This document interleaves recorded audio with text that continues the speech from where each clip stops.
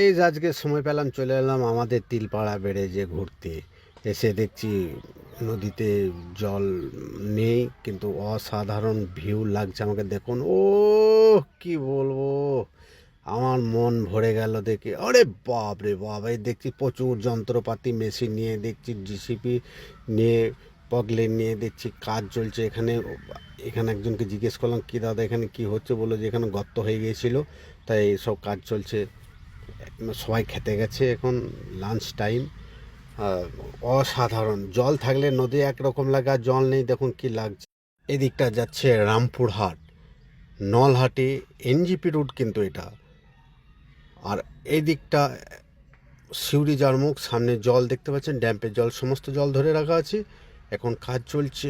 নদীতে জল যখন যায় তখন একরকম লাগে, আর এখন জল নেই দেখুন কি সুন্দর লাগছে। অসাধারণ! জল নেই, কি লাগছে দেখুন।